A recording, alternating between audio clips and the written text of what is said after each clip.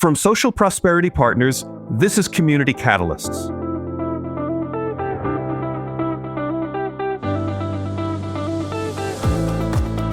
Welcome to Community Catalyst, the podcast that examines the qualities of community leadership and the many paths and forms it can take. I'm your host, Matt Lehrman. Whether you're a first-time listener or part of our growing community of local leaders, I'm glad you're here. Together, we explore stories and insights that inspire leaders to build trust, foster collaboration, and strengthen effective governance in their communities. Be sure to follow or subscribe so you never miss an episode. I'm especially excited about today's episode. It's part of a monthly series sponsored by RELI, the Regional Elected Leaders Initiative at the Schar School of Policy and Government at George Mason University. RELI's mission is to support and connect regional leaders across jurisdictional boundaries, empowering them to tackle complex challenges with innovative and inclusive solutions. RELI's sponsorship of this podcast reflects its deep commitment to collaboration and innovation among Northern Virginia's regional leaders, and who better to dive into that work than RELI's co-directors. I'm honored to welcome two incredible leaders in their own right, Jay Fisette and Mary Hynes. Jay served for 20 years on the Arlington County Board, and Mary's career includes service on both the Arlington School Board and County Board. Together, they bring decades of public service experience and a shared passion for fostering collaboration among elected officials in Northern Virginia. Jay and Mary, welcome to Community Catalyst. Thanks for having us, Matt. Thanks, Matt. Now, Mary, I know you're in Northern Virginia right now. Jay, you are somewhere more exotic as we're speaking to you. Yes, sunny Mexico. I hope you're having a wonderful time. Count on it. Let's get into it. I want to ask you first about the community that you serve in Northern Virginia. It's a rapidly growing and diverse region. It's undergoing profound changes and has been for decades. And in my interview last September with Katie Crystal, who's the executive director of the Tysons Community Alliance, she described Tysons as a model, and her quote was, "We use the term transformation a lot in Tysons, and it's not just a buzzword. When we say a new kind of urbanism, it is this major exercise to retrofit one of the largest by geography suburban office destinations into a true downtown that is livable, that is sustainable, that is inclusive, that has residents and places to spend time as well as to work." That transformation isn't unique to Tysons in it. How would you describe the magnitude of these changes in Northern Virginia? Pretty phenomenal, actually, Matt. You know, Arlington is known for doing a transit-oriented development before there was a term for it. And the catalyzing event was bringing the metro from the middle of a highway up our main street in Arlington and down another major corridor. That huge investment, hundreds of millions back then, billions is what it would cost now, led to all kinds of housing and commercial development. And so what we're seeing in Tysons, again, catalyzed by a metro extension, is a repeat in a way, but a repeat in a much more built-out environment, which is why I think it's fair to call it like 2.0, because you don't, it's, we had low rises. They already had high rises. Jay, I don't know, would you say something different? No, I think Matt's right to say that it's a phenomenon being explored and experienced all over America, in urban places and in suburban places, as you try to create a higher quality of life, connect land use, transportation, and increasingly environmental issues as well, bring down costs for travel, and at the same time provide enormous economic activity when you can connect these denser, more compact nodes to some form of transit and transportation. I mean, one of the cool statistics from Arlington, Matt, is that the traffic in our corridors is less than it was before the metro came. The car traffic has reduced, even as we've added hundreds and hundreds of people. Lots of density, but less traffic. Yeah. which is interesting. Density, commercial density, residential density. It's not intuitive, but as a result of the transit options, fewer cars on the road and traffic moves better. Is this a function of intentionality? Was there a decision or a series of decisions made 30, 40 years ago that made it inevitable and by design that this kind of incredible growth was going to happen in Northern Virginia? Well, I think we can speak specifically to Arlington. In 1975 is when they made the decisions about the land use that would surround the metro stations. They hired Pete Marwick or some firm like that to develop 3 different scenarios, a low growth, a mid growth, and a high growth around each of the stations. And they predicted the square footage for commercial, the increase in residents, and the impact on taxes. Those 3 things were really important. And in 2015, I was chair of the county board, and we went back and looked at those predictions 40 years later, and they were right on the money. So they chose a future. They built toward a future that they thought they could achieve, and they did. The downside is now, of course, that vision is pretty much fully built out, or, it's all changing at the margins now. There's nothing huge happening. And Arlington concentrated its development on a very small amount of its land. And so that's the challenge now, is what do you do when that we're short on housing in the area, when people are feeling like it's getting crowded? What is 2.0? And so what we see is transit-oriented development spilling out into other parts of the region now, and less happening here. It's bigger lift here. And the one thing, Matt, I'll add to that is that part of the reason Mary and I were interested in creating RELI was because this takes long-term planning, and the importance of planning, the importance of not thinking about just tomorrow or making the most expedient or less costly in the moment decision, but the value in long-term thinking, consistency in governing philosophy that has enormous impact on a community. Much more difficult in some ways today than it even was 40 or 50 years ago. So I want to ask you both, was the planning that was set in motion 50 years ago, was the plan to bring population and create all the density around this, was it as focused on the idea of creating a sense of community as much as it was about creating a business model for lots of people to actually live and work there? Yes, it definitely was. However, there's no doubt that the creation of community is embedded in those decisions. But at the time, my guess is when they were making the argument and creating the argument for the community to add density, a lot of people don't like change. So just adding density is a way to fight against something. So they had to also talk about, well, your taxes will go down because you're creating economic opportunity and more revenue. So it's going to be bearable. It's actually going to be good. And ultimately, they convinced the community. But I would say my guess is it was a lot less at that moment about we are going to enhance your quality of life by bringing this density in. But in fact, that is what happened. And when you nurture it and you refine it properly, it does all of those things. Let me ask you, I have a friend who was a former city manager here in my hometown of Scottsdale. He actually just passed away very recently. And he had a very clever comment when he was talking about development in the greater Phoenix area. Referring to some communities, he said that someone thought they were better business models before they ever considered whether they would be better communities, whether people would really want to live there.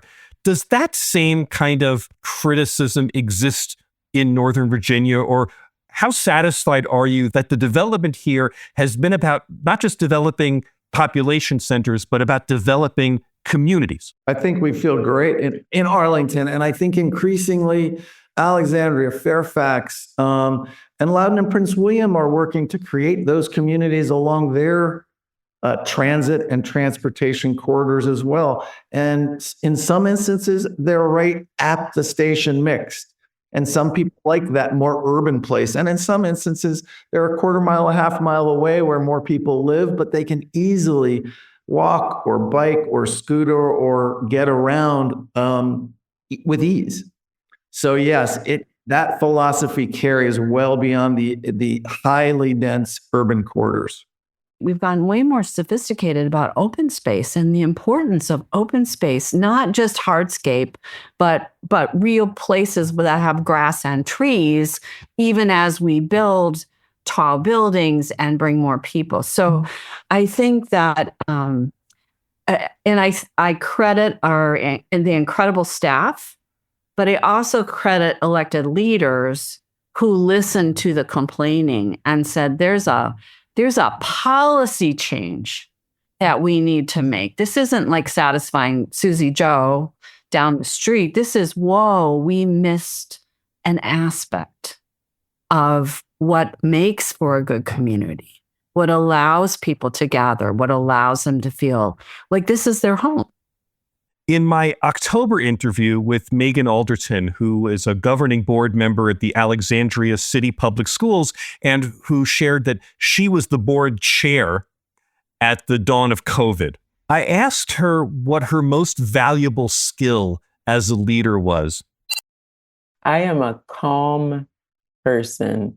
It has served me as a leader, and I always admired those leaders who led calmly. And I say that because there are moments in your life, there are moments when you're leading any situation when there's going to be some level of crisis. And when you're in those moments, it pays dividends to be the one who can calmly walk through it. Because if I'm leading and I'm in crisis, everybody around me is going to be in crisis. And I'm curious to ask each of you, Jay, I'm going to put you on the spot first. What skill has been most valuable in your own personal leadership journey? I guess the first thing I come back to is some internal confidence in my fairness, my sense of governing fairly and making decent judgments. And people knew my philosophy, my value system. I did not pretend to know everything about everything, but I increasingly began to trust my own judgments. I just spoke a minute ago about listening and leading. I think I always listened better and led and needed to lead better. And as time went on and with experience in the job, I became more comfortable leading and not just listening. Mary, what about you? What's a skill that has served you incredibly well? Well, I guess this maybe isn't a skill, Matt, as so much as it's a fundamental belief that we are always better together, that I don't hold the ultimate knowledge, but that in the relationships and in the conversations, we can come to a decision that's better for the most people. And so for me, that's really been fundamental. I'm also a total nerd and I read everything. So that grounds me and gives me confidence. As I spent more time, I got less dependent on that. But in the beginning, I was the youngest school board member by a decade when I went on the board. And so there was a lot of, I really needed to know my stuff if I was going to be effective. Mary, I'm going to press you just a little bit on this because I'm really interested in if there's a skill in here. So I understand the importance that you place on collaboration. And I'm wondering if the skill here is it more that you have an ability to bring people together and foster collaboration among others, or might it be at the other end of that spectrum, which isn't that wide of a spectrum, which is that you are such a natural collaborator that your participation helps other people feel supported and makes kind of, puts the foundation of collaboration in place. It makes it easy for others to collaborate because you're there. Well, once you're in these offices, Matt, you walk into the room and you can change the conversation just by your mere presence, right? Mm-hmm. So I guess I would have to say that over time, it was that I was known for collaboration. And so my presence in the room said, we're gonna be that way. I also, in the end, wasn't afraid to say, okay, we've done enough collaborating. We're going to decide, and here's where we're going. So I'm curious what Jay's take is on that, because maybe I should have asked you each what you think the other person's superpowers. Let's do that. Jay, what do you think is Mary's superpower of leadership? Well, Mary is a nerd in that way. She totally reads everything, and it makes everybody around her nervous at the beginning. But I think what Mary just said is, in the end, very similar to what I said. She both believes in listening and collaborating, but also became more comfortable leading, partly because of your image, your stature, your time in office, your past successes, and people understand that you are about governing and being fair and doing the best for the largest number of people. And as a result, that draws people to, kind of respect your point of view. So I think both of us became better leaders over time. Mary, I'm going to give you the last word. What do you think is Jay's leadership superpower? Oh, fairness. Absolutely fairness. In these interviews, I often ask people to talk about the good, the bad, and the ugly of their experience. I hope that you'll, open up and give us some candor so we can all learn lessons from what you've been through. Regional cooperation is often talked about, but it's not always understood in practice. And when I interviewed Mayor Catherine Reed of Fairfax City last November, she said, and I quote, "We know that if Tyson's attracts industries that benefit the industries that we have here in the city, that partnership benefits everybody. We are not in competition. It is more about collaboration." I wonder if you could share with me an example of a time when leaders from different jurisdictions came together to tackle a particularly tough issue. And can you help us understand some moment of breakthrough or breakdown that is instructive and kind of helped shape an outcome that actually ended up, being meaningful in some way? Is there an example that the two of you would want to focus on? I think we both have a dozen examples, from big ones, whether it was COVID when we weren't there, to transportation and metro. Metro's huge. But I will actually take the opportunity to share a very personal one that's small but significant, right? Yeah. And it goes back to the climate and energy work that I really cared about and had quite a significant role or interest in playing in the region, in my community of Arlington, but well beyond. LED streetlights. One of the ways to reduce greenhouse gas emissions is to go to LED lighting. How can that play out in a locality? Well, we all have streetlights. Some of them are owned by the county, and you can kind of do what you want, put the money in, and then see the savings later. But some are owned by Dominion Power, the local power company. The Dominion put up all sorts of roadblocks. When those old lights would run out, they made it very difficult and very costly to transition them to LED. I got frustrated with that. I knew my locality was nowhere near big enough to make a change within Dominion's decision-making apparatus. So I pulled together the mayors and chairs in Northern Virginia, which over the years has been more or less active, convened them through the NVRC, Northern Virginia Regional Commission, put that on the agenda, and everyone, and they asked me, draft a letter, and we'll all sign it. And that made the huge difference when you had Fairfax, which is 1/6 of the population of the Commonwealth, and Loudoun and Prince William and Alexandria, all asking or raising this issue with Dominion and willing to go more public as necessary. Dominion then started to listen. And within a year or two, that obstacle was gone, and all the localities could address the issue of transitioning the old, expensive, and polluting lights to LEDs. That's just one example. I knew I couldn't do it alone, but collaboratively, in concert with others, as a region, we made the difference. And Jay, was it a hard sell? Well, we raised it as the political leadership. Dominion heard it, and then staff worked the issue through their mechanisms, which were already in place, but Dominion became much more receptive.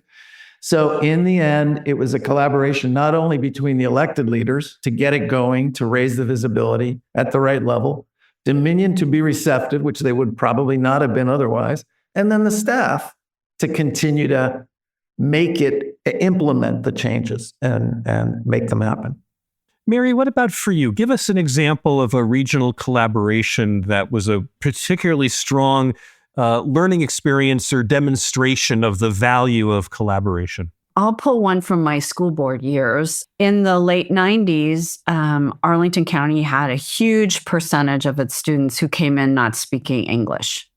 And we were not the only jurisdiction. Fairfax, Alexandria also were part of this, Manassas City, Manassas Park, as well as Harrisonburg and some other places further south that also were experiencing an influx of second language kids. And the General Assembly didn't believe us. I remember standing up and talking at a statewide school board meeting and telling the head of the finance committee in the Senate that, we had this huge percentage of kids. And he looked at me, he said, "No, you don't." And so a number of us who cared about this issue and really felt the state needed to step up formed a coalition that existed for several years. And our Association of School Board Members was very leery of us. So we got a lot of pushback. But we developed a whole set of data that didn't exist before. We had some very talented staff who listened to our ideas and figured out how to get this information. And we took it on the road. We would go to state conferences, we would go to our conferences. We just were persistent and consistent in our requests because we were able to demonstrate that it cost about 25% more to help a child progress in English than it did if the kid already spoke English. It didn't matter what your base was. It was 25% more of your base. And so eventually, after about 3 years of work, the General Assembly did do an add-on for those kids. And so we all got a bump. And we were already spending the money, so it just was the state acknowledging that they needed to do it. But it was exciting and rewarding and so great to work with these folks and to have a common mission. I just think that part of feeling good in these jobs is feeling like you've made a difference. And feeling good about making a difference across the state, or across the region, those are the days that you just, you feel like, well, this was worth it. All the running for office, all the slogging, it's really worth it. You changed the world. I wonder if I could ask you both to reflect on some of the vocabulary of collaboration that we talk about. We talk about collaboration as a virtue, and yet often in political environments, the word compromise is considered to not be virtuous. I'm not going to compromise my principles. I'm not going to compromise what I think is right. What have you learned about the necessity or the imperative of compromise in the service of collaboration? My role model, for a while, I worked on the Senate Labor and Human Resources Committee in the U.S. Senate. Ted Kennedy was the chair, and honestly, I still admire and respect him for exactly what you're talking about. He was a liberal lion. My philosophy is much more liberal on social issues than not. But he was somebody who, while he had those credentials, he was known to work across the aisle, to be trusted by everyone in the body for his word, Republicans and Democrats, and not to look to win everything 100%, but to just move the ball forward. And if that meant compromise, he was the first one willing to compromise, whether it was with Orrin Hatch, who was the Republican chair, leader on the committee, minority leading, or others. And to me, that is what it's about. If you're looking for just winning 100%, you're never going to make any progress. And it means at some level, you're not able to listen to those, even some valid reasons why 100% may not be the best. Even if it is the best, it may not get you a certain sustainable path forward, because it'll be undone too quickly and raise too many concerns among those who oppose you. Jay, that ideal is out of fashion at the federal government level these days, right? But I'm wondering, is that ideal? Is it real in Northern Virginia in how the region collaborate, how the local governments collaborate? Well, Matt, let me just say on that, that's part of the reason that Mary and I felt so strongly about creating something like RELI. The times are changing, whether it's because of social media and the internet, whether it's because of politics at the federal level, whatever the reason, we felt that it was valuable to help people, give them tools to move from campaigning to governing, and to govern with a greater respect for everyone you're representing, and compromise and moving the ball forward and thinking long term at the same time, working collaboratively within your region. To me, all those less partisan and more governance and less D&R once you get into office than we see these days. Mary, what about from your experience? Is compromise a hard sell when you're doing collaborative work? So a long time ago, I wrote math curriculum for elementary school. And one of the tenets of our work was that there are many ways to solve a problem. And so I don't think that you have to abandon your principles in order to be open to many solutions. And so that's really where I come from. And I think that part of RELI for me is bringing people together to say, well, how is your jurisdiction doing it? The more that we can understand what others are doing, piggyback on it, adapt it, or take it wholesale, we think the better the region is. But also we think, as Catherine Reed says, we're not in competition. We're all trying to help this region thrive and the Commonwealth wants us to thrive because we're the engine. It's really interesting. You're saying that collaboration is very much baked into the DNA of Northern Virginia. I think particularly at the city-county level, it is, because we have collaborated since Metro came, so more than almost 50 years now, the local governments have been collaborating. They have different approaches and different ideas of who they are. Mm-hmm. And, one of the interesting things that RELI has done in the last year and a half is we are convening all of the 9 Northern Virginia public school divisions quarterly in, lunch meetings where they come together and they talk about what their challenges are. We had 8 divisions sign a letter asking for a delay in the changes to the state accreditation this fall. That had never happened before, at least in the almost 40 years I've been involved. So finding ways for people to realize they're all in the same boat and use the same language, even if it plays slightly differently, is really important in these times, I think, for Northern Virginia. I'm imagining we have listeners who are thinking, boy, that sounds great in Northern Virginia, that collaboration is baked into the DNA. That's not what it's like in my town or in my region. I'm wondering if you have any technique that you would share for how a leader elsewhere might develop the kind of collaborative spirit that is so pervasive in Northern Virginia. I would say that the biggest successes I have had in working with others were driven by a shared desire to fix something.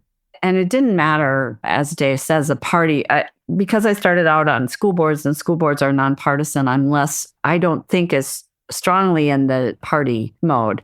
But I do think that paying attention to who else in your area cares about the same issue that you do and trying to strike up a relationship where you can at least just talk.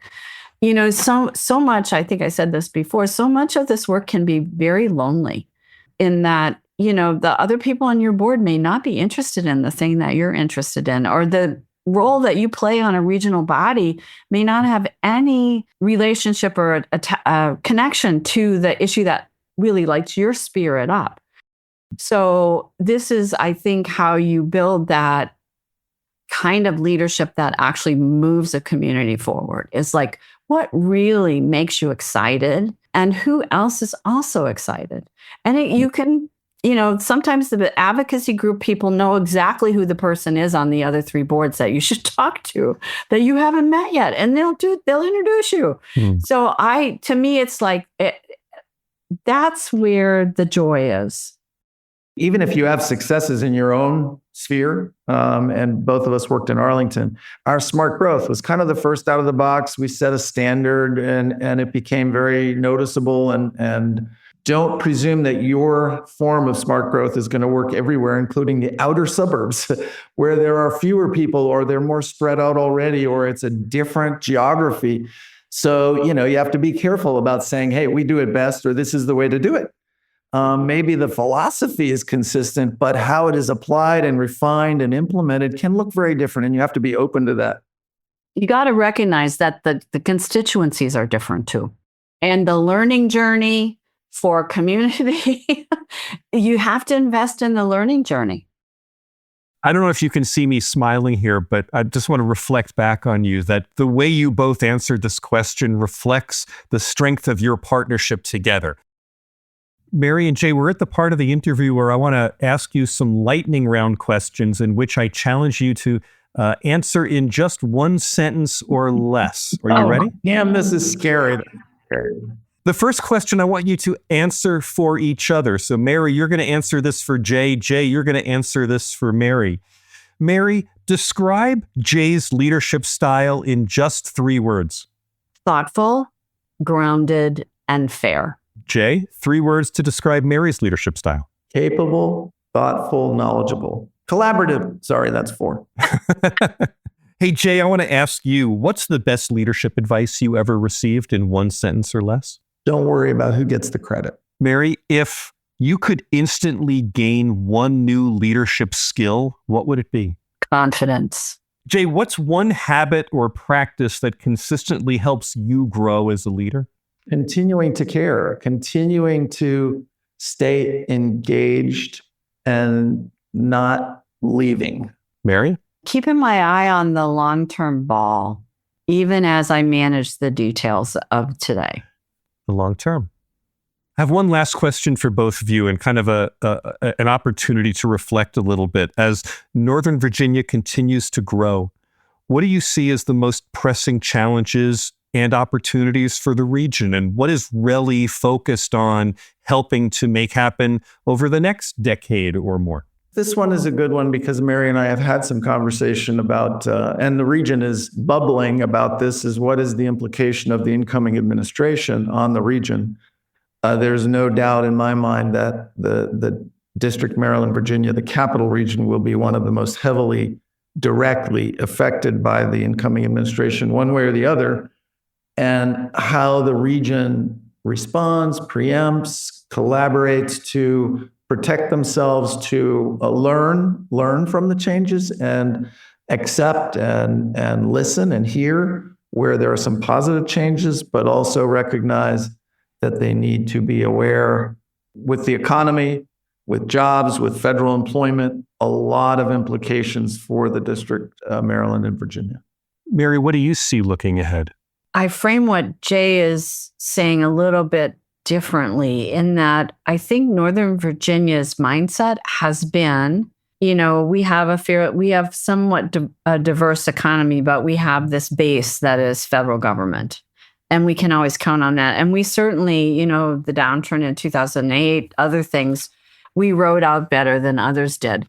But what I wonder about, or what I'm worried about, kind of both, is how will this really complicated region reposition itself? We need to reposition ourselves anyway. We have the pressure of data centers, which, a recent report just said 3 times the energy use will be needed in Virginia for these data centers. And that's with adding no people to the state. So right. We are, as a state, really dependent on the port. And we've been building our railroad network, and we've been doing all kinds of things to make that work. Is that going to keep coming? What are the implications from all this Panama Canal conversation? I think that local government is not generally thought of as nimble. And how do school divisions, how do local government, how do we become nimble? And what's the role that the state's going to play? I mean, we're in the last year of a Republican governor. We're going to have a very competitive race. Are we going to stay on the track we're on, or are we going to go someplace else as a Commonwealth? And what are the implications for Northern Virginia of that? So, we are already stretched in terms of our dollars. I see, they're not even storm clouds massing on the horizon. They're like running towards, the wind is blowing them. And the question is, do we have visionary leaders sitting in these local governments who are going to be able to rise to whatever this is and bring new ideas. And that maybe is the thing that worries me the most, is that we've become complacent about how we choose our leaders, and vision hasn't been part of the conversation for a while. Can RELI help?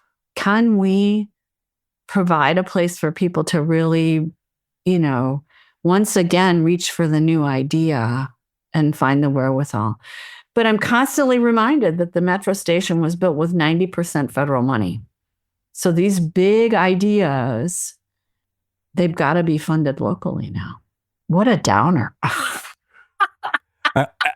Downer, I was going to say there's no risk that RELI is going to go out of business anytime soon, because the need for collaboration only increases going forward.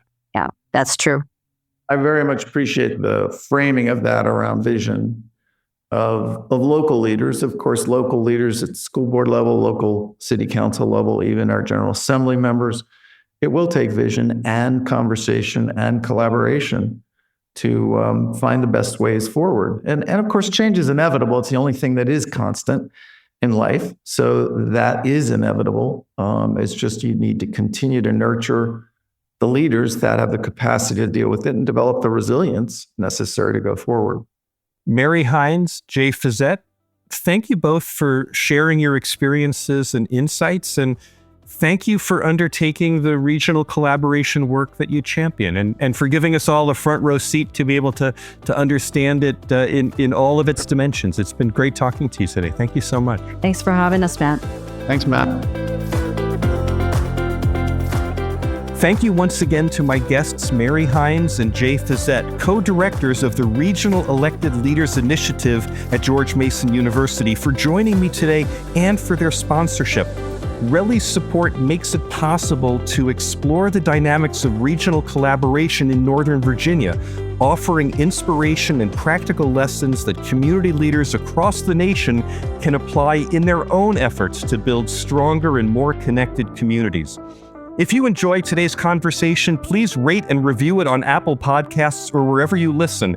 Your feedback helps others discover the show, and if you haven't done it yet, be sure to click the follow or subscribe button. This episode was edited by Nick Living the Dream Tentillo. Our executive producer is John Little. I'm Matt Lehrman of Social Prosperity Partners. If you have a question or a comment about today's topic, I'd love to hear from you.